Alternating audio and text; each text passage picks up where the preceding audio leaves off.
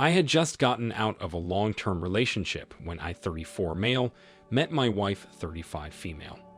It hadn't been a traumatic breakup. The two of us were just growing apart and wanted different things out of life, so we decided it was better to break up. A few months after that breakup, I'd bumped into a woman who introduced herself as Katie. We just started talking in a coffee shop and hit it off. When we exchanged numbers, I did warn her that I had just gotten out of a serious relationship, which meant I wasn't ready for anything serious or anything at all. She waited until I was ready, which was pretty amazing for me. I thought that a woman willing to wait for me must have interested me, right? It ended up not being the case, but at the time it truly did seem like I found someone good for me. We took it slow, and within a year and a half, the two of us were moving in together. After another 6 months, I proposed and we were planning a wedding. The wedding went off without a hitch. The two of us were financially stable at the time of our wedding. I had a decent job, and so did my wife. While we might not have been as rich as the 1%, the two of us could be considered middle class at the very least. Our relationship was also good. We had our ups and downs, but the two of us truly did seem to be creating a great life together. For the first 3 years, everything seemed great until my wife started working on a particular project at work that was difficult, or this was what I thought of at the time. She was working long hours and just spending a lot of time out of the house. I missed her, but I understood that she was busy at work.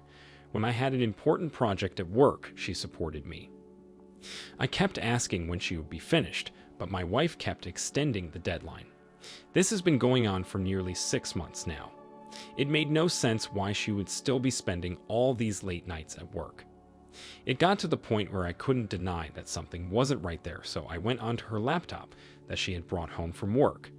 Her home laptop didn't have anything. I already checked. This meant the evidence had to be there. I didn't know what evidence I was looking for, but I knew there had to be something on her laptop that would explain to me what was going on. On her laptop, I found several emails from an email account I didn't even know she had. On this email were dozens of emails that were shared between this unknown man. They were all of a romantic or sexual nature, which only confirms the truth that I was afraid to admit to myself. She was cheating on me. When she came back home from picking up dinner for us, I had the laptop out in the open with the emails right there so she could see that I knew everything. My wife didn't say anything at first. She looked like she was in shock, so I took the chance to ask her who was the guy she was cheating with. My wife screamed, saying I had no right to go into her work laptop because that contained confidential information. I almost wanted to laugh because she had been the one to use her work laptop to talk with this guy. So I asked again. He was a former client of the office that she had continued speaking to even after the contract ended. One thing led to another, and they started sleeping together. I asked if she had feelings for him. She said yes. My wife said she was going to eventually tell me that she wanted a divorce so she could move on and be with this man. Once I did a little digging, I discovered this man was very rich. When I say rich, I mean filthy stinking rich. She always loved the finer things in life, but seemed like she wanted to work towards it. I couldn't understand the shift in her personality.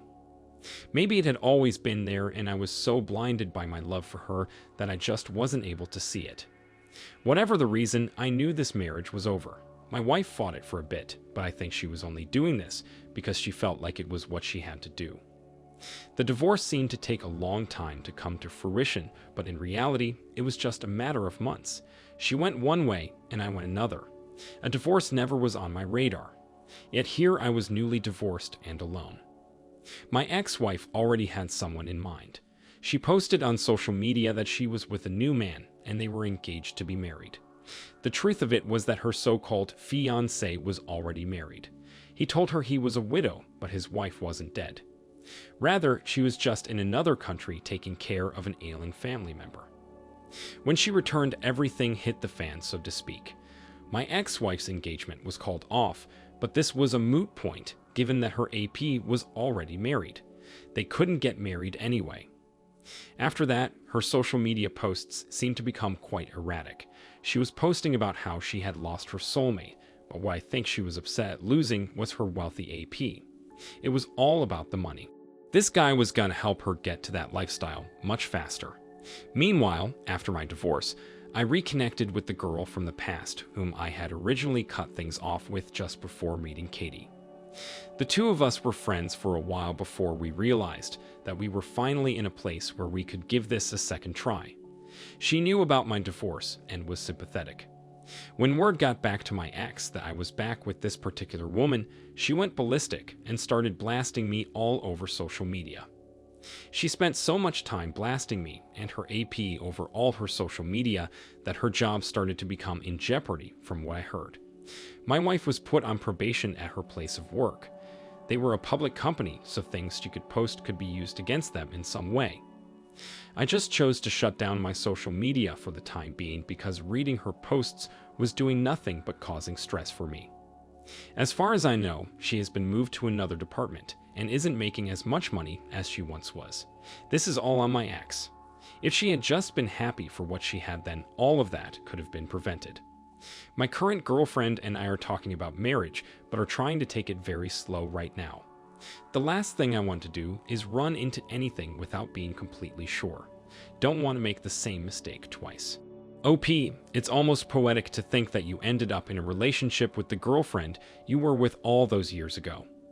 It's a shame that you had to go through your ex cheating on you followed by a divorce to get back to her.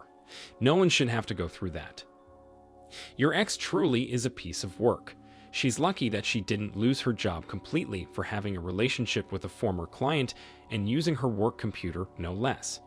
In my opinion, they should have fired her the second they found out about it. However, again, this is just my opinion. It's almost laughable that her relationship with the AP turned out the way she did. What did she expect from someone willing to sleep with a married woman? I imagine most people with any sense aren't going to be surprised he was lying the entire time. Just like your ex was. Good on you for moving on and taking it slow with your new girlfriend. It seems like the two of you have something special. Of course, things could change, but this is the point of taking it slow. To make sure no mistakes are made, as you mentioned at the end of your post. Now, for our next story. I, 49 male, met my wife, 49 female, when we were in our mid-20s. We were friends for a while before we decided to date. The two of us dated for around a year, which isn't that long in the grand scheme of things, but at the time it seemed like we had been dating long enough. She mentioned us getting married, and I said I wanted to wait a little longer. Within a few months, I finally was ready to propose to my then girlfriend. She accepted, and the two of us started planning a wedding. It was around this point I should have recognized the red flags, but I didn't. Why?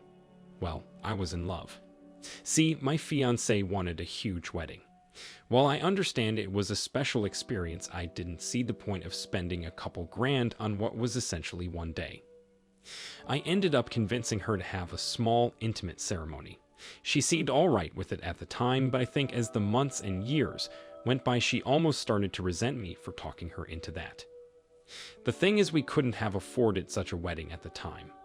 I suggested that one day we could have the wedding of her dreams one day if we decided to renew her vows.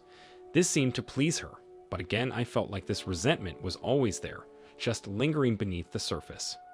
Was I the most romantic guy in the world? No, but I tried hard to keep the romance alive by doing little things for her over the years, and it wasn't like my wife didn't know this when we got married. We also didn't have kids, so there wasn't that pressure hanging over us. The years passed, and by the time we were in our 40s, we had been married for almost 2 decades.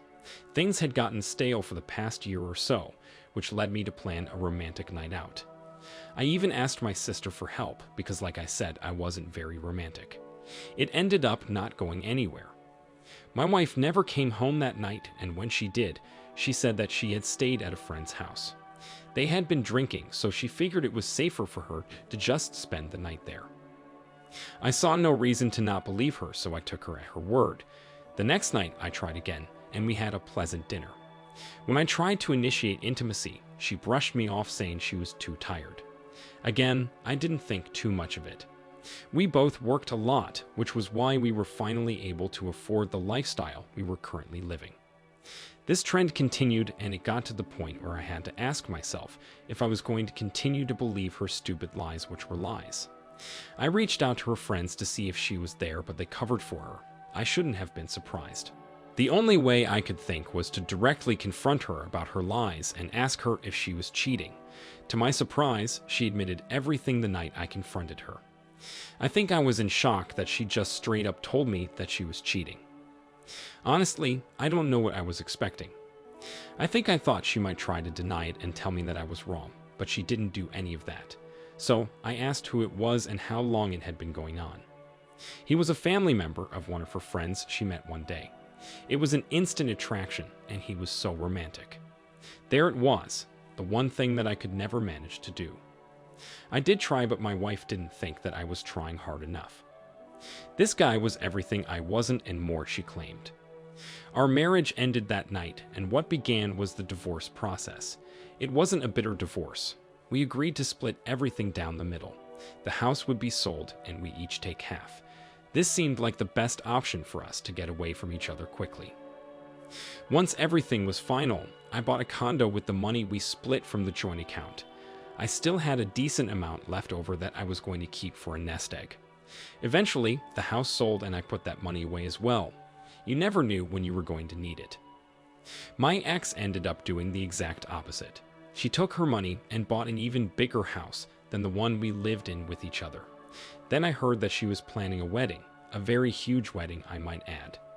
It was the wedding she had always wanted. I was having flashbacks to the wedding we had all those years ago.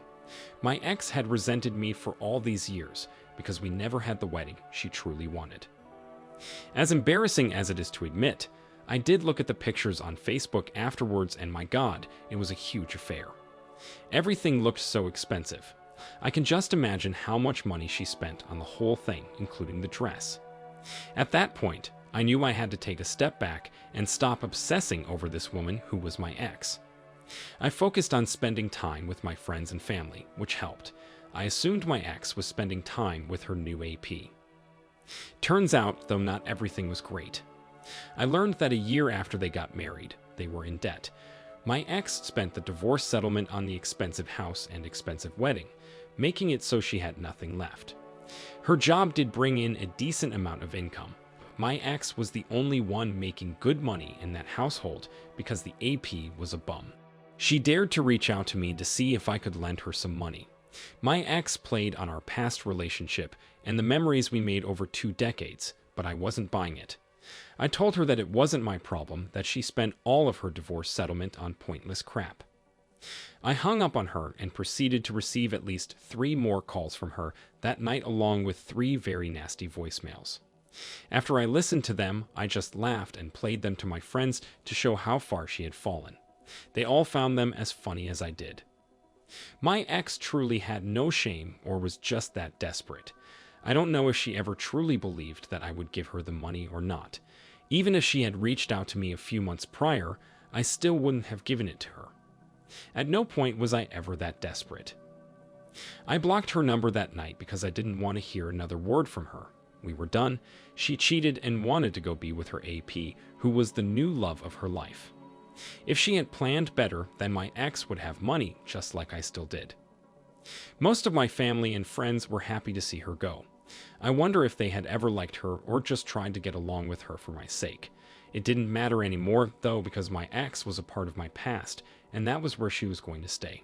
OP, you made the right decision all those years ago not to have an expensive wedding. It's only one day out of your entire life. It's not to say that you can't make it special, but rent a wedding dress. Don't get a hugely expensive venue either. Make it a nice and small, intimate affair. The one thing I'll give your ex is that she did own up to it right away. It doesn't change the fact that she never should have cheated on you in the first place, but at least she didn't continue to lie even when the evidence was right there. It's quite ironic that your ex was finally able to plan the wedding of her dreams, but it ended up being what was truly her downfall. She probably realizes now that it was a bad choice to waste all that money, not only on a huge house she probably didn't need, but a huge wedding. To think she reached out to you for money means she must have been desperate. Good on you for shutting it down and leaving her to deal with the consequences. She made her bed of debt, and now she is going to have to lie in it with her bum of a husband. Thank you all for taking the time to listen to today's stories. If you enjoyed listening, please feel free to like and subscribe if you haven't already. Also, comment below with your thoughts on what happened. If there is a story you would like to share with me about your own situation or someone else's, then please do not hesitate to contact me. Take care.